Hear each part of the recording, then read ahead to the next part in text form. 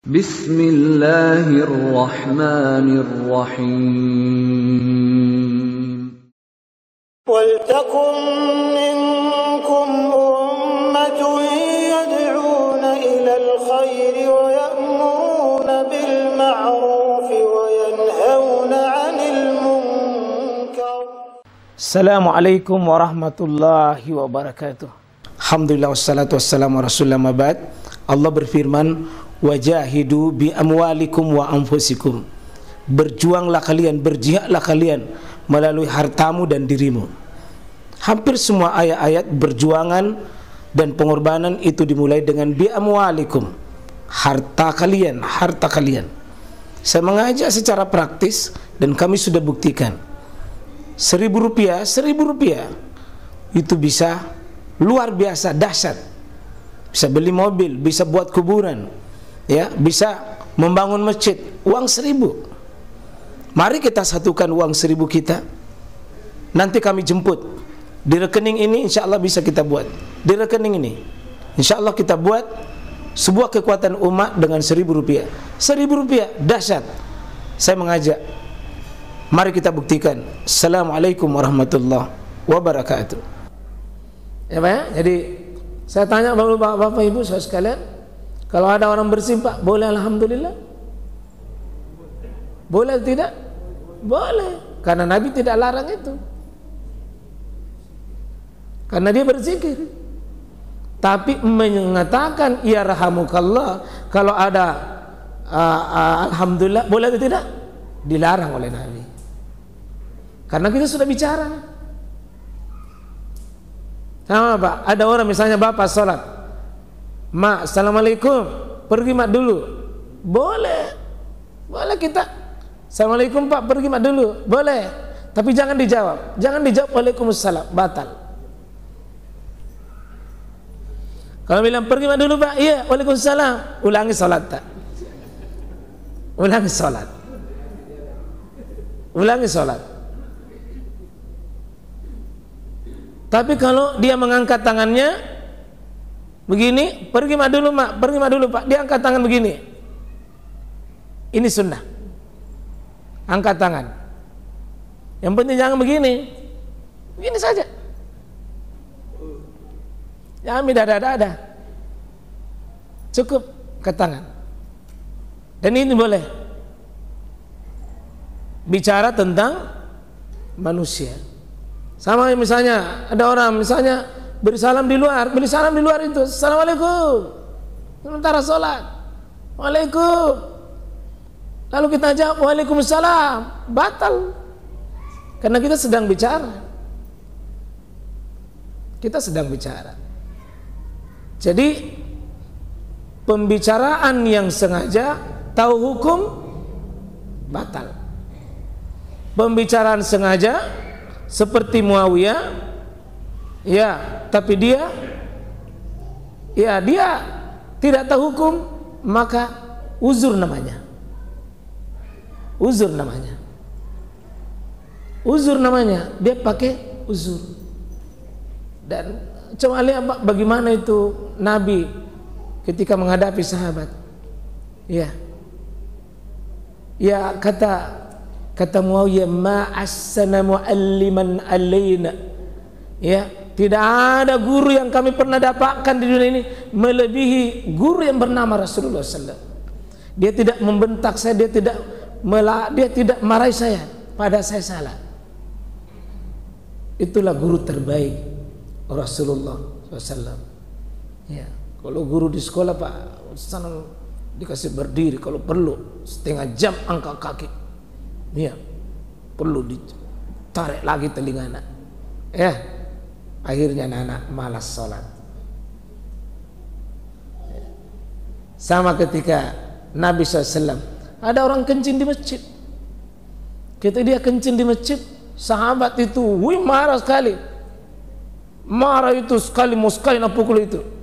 Kata Nabi SAW, tinggalkan itu. Jangan kok. Biarkan dia selesaikan, biar dia kencing dulu, jangan kau larang. Coba Pak, Ya, cuma jantung kayak begini semua Pak ya, kalau mulai satu biar kayak ini. Nabi melihat ada kondisi tertentu, perbuatan salah itu salah, tetapi mengubahnya sesuatu itu Pak jauh lebih banyak bahayanya kalau kita langsung mengubah. Dibiarkan dulu. Ketika ada orang kencing Pak, lalu disuruh pindah, sana, tak bene-bene temena, pasti lebih banyak mau dibersihkan. Tapi kalau dia kencing di situ, satu titik, lalu Nabi mengatakan ambilkan air, siram itu. Dan itu cara membersihkan najis jika jatuh di lantai, jatuh di tanah. Bukan main itu Pak. Rasulullah Sallallahu Alaihi Wasallam itu adalah betul-betul guru yang paling terbaik. Ini pembicaraan yang kedua. Pembicaraan tentang ada orang berbicara sengaja itu batal, tahu hukum. Tapi kalau dia bicara sengaja tidak tahu hukum, maka dia dalam keadaan dimaafkan itu, karena dia mengalami yang disebut dengan uzur. Bagaimana dia bicara tapi tidak sengaja Pak, artinya keceplosan bicara dalam sholat itu. Pokoknya dia tidak sengaja sebenarnya, tapi bagaimana ya terpaksa keluar itu dalam keadaan tidak sadari untuk keluar. Ya, coba-coba Pak kalau ada anak-anak kita misalnya dalam keadaan di sana jalan lewat ditahan, di sana lewat ditahan. Langsung kita mengatakan sini. Satu kata Pak itu menunjukkan jalan. Kalau dengan betul-betul di luar kesadarannya langsung ngomong sama ini. Kalau di luar kesengaja misalnya, ada pernah saya dapat di balai kota, ada orang masbuk, imamnya salam,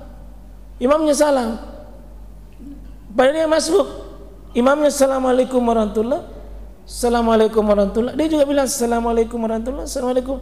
Dia tidak balik, tapi dia bilang assalamualaikum warahmatullah, baru berdiri. Ini bicara, dia mengucapkan salam, tapi ucapan salamnya di luar kesadarannya, di luar kesadaran dirinya. Maka yang begini masuk dalam kategori dalil umum bahwa Rabbana la tu'akhizna in nasina au akhtana. Dimaafkan juga begini ya. Dimaafkan begini ya. Saya tanya Bapak begini Pak, bagaimana tonseng kalau begini, ada imam memimpin sholat, berdiri ditegur, sujud ditegur, duduk ditegur, dia bingung, tasyahud ditegur, berdiri subhanallah, langsung duduk subhanallah, bingung ini, tidak tahu apa mau nambil. Maka boleh bicara, langsung makin saja bisujud, sujud kok lagi satu kali, karena dia sujudnya dua kali, nah tinggalkan satu. Di situ dia lupa, berdiri tegur, duduk ditegur, nah sudah rasanya sujud, sekarang bilang sujud kok lagi satu kali. Gimana ini Pak? Kata para ulama, dalam rangka pembicaraan begini memberitahu, tidak ada jalan lain. Tambah kacau kalau tidak.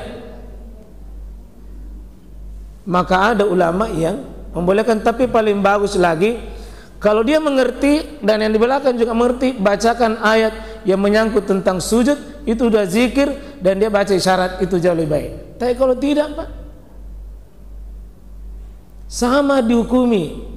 Jika memimpin sholat Pak, baru ada peristiwa misalnya bom misalnya di dekat, atau ada ular, atau ada bahaya yang mengancam Pak, maka boleh memberitahu.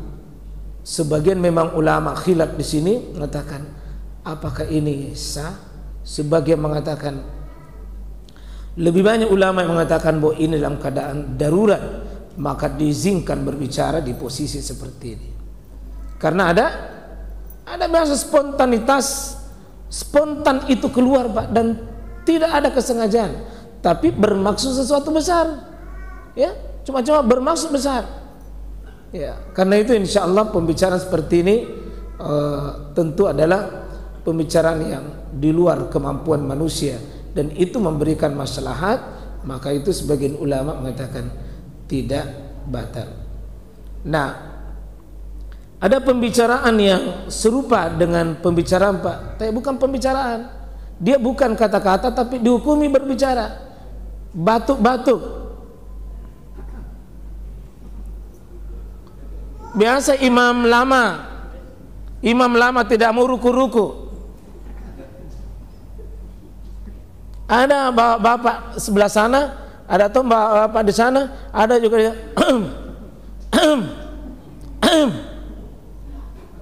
Kalau dia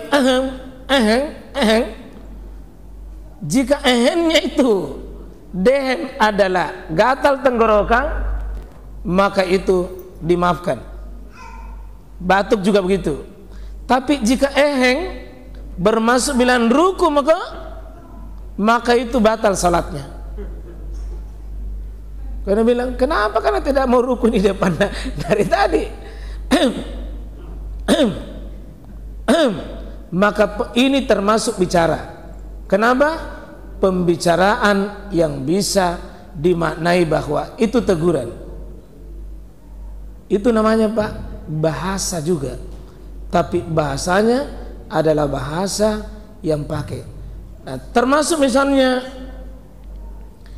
jika ketawa terbahak-bahak dalam sholat, itu dihukumi juga sama dengan bicara. Tapi kalau cuma senyum, tidak.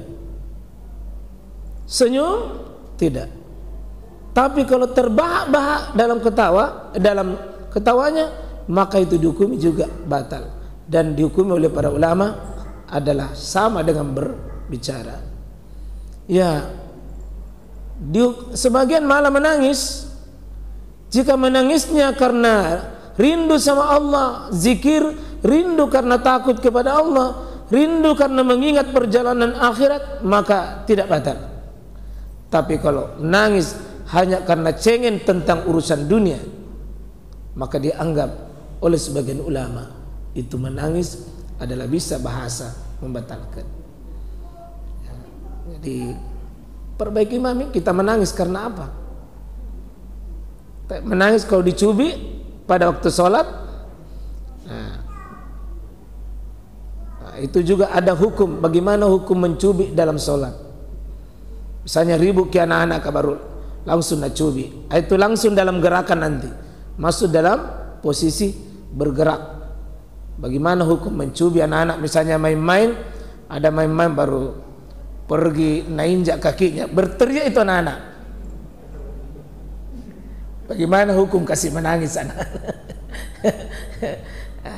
Ini antara lain jemaah sekalian pembicaraan dalam sholat yang intinya adalah kita berhati-hati ya jika ada hal yang tidak bisa, karena intinya menuju kepada kehusyuan.